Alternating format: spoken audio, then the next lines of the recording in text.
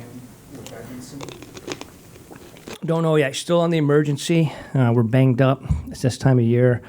We're down to every available body.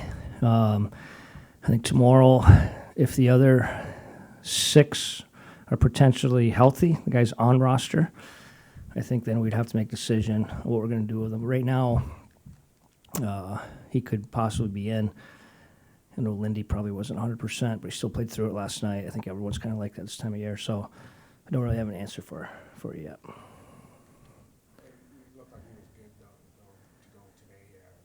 Yeah, potentially. You saw him. I watched too. He was working on. You could tell he had some discomfort there still, working on some edges.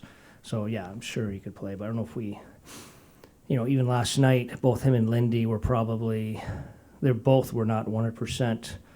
But we were forced to play one of them, and I don't think we wanted to do that to Simon, playing him not 100%.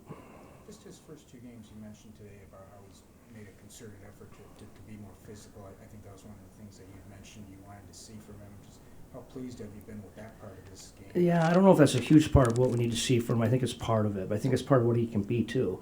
And physical's in a different way. I just like how he was physical getting stops in the D zone. He was physical in separation in the D zone where he won a battle, and we were able to second quick that puck and get out of the zone.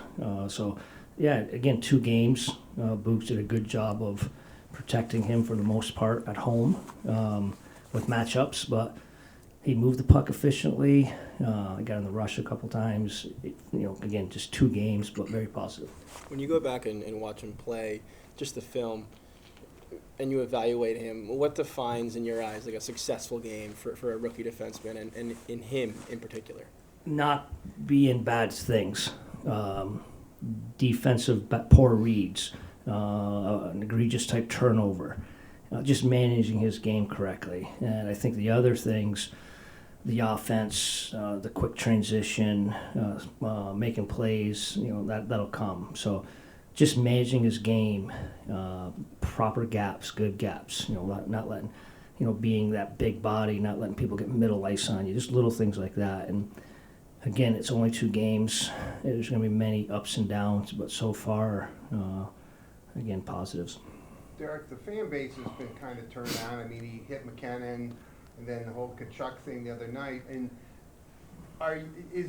do you want to see that from where it's just part of the game and he just continues?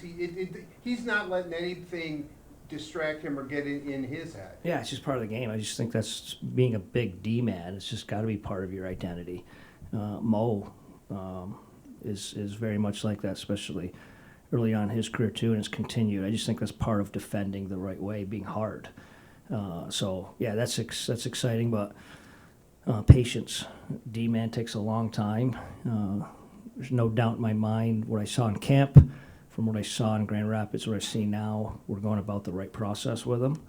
But yeah, I think it's part of what he can be. Well, how impressive is that for throw Mo in this conversation, being so young, to get tested? People are trying to get under their skin, but they seem, and I know Simon's only 2 games, but they seem almost flawless, very balanced. Yeah, it was good, and that's a good sign being that young. Yeah, positive for sure. How, if at all, since the start of the season now, has your coaching approach or style, if changed? Well, it's just we're in a unique situation right now where obviously our approach as a staff was a lot different when we were over the playoff line right before the deadline to where it is now with our bodies. I know I keep getting the one question from the media guys, what can you change from the Ranger game? Well, we have half the team. How can you get back to where you were? Well, add 12 more players we have, whatever. I get it. So it's different. I think stay motivated in certain ways, hold guys accountable to habits. Last night, we don't want to turn pucks over. We want to give up odd mans. We gave up 1 odd man the entire game. It led to a successful game. I just think there's some winning habits, changing properly, proper shift links. I think you can just pound those habits right now, but obviously it's completely different, and this is new for me. I've been fortunate enough the last few years in this league where it was a different approach down the stretch. So, yeah, I think that's the style and approach as a coach has changed. And then speaking to last night too, obviously playing the Blues again tomorrow, what worked and then what needs to change to all sweep this home and home set? Well, the way we manage the game, they have some high-end forwards. They have some great speed. They're a good team on the rush. D-join, just not giving them an easy offense, which we gave Florida the night before. So I think that was a very subpar performance from St. Louis, from where they've been playing of late. So I would expect them to be much better, and I think even our game will have to ramp up to do what you say, as you will, with sweeping the series.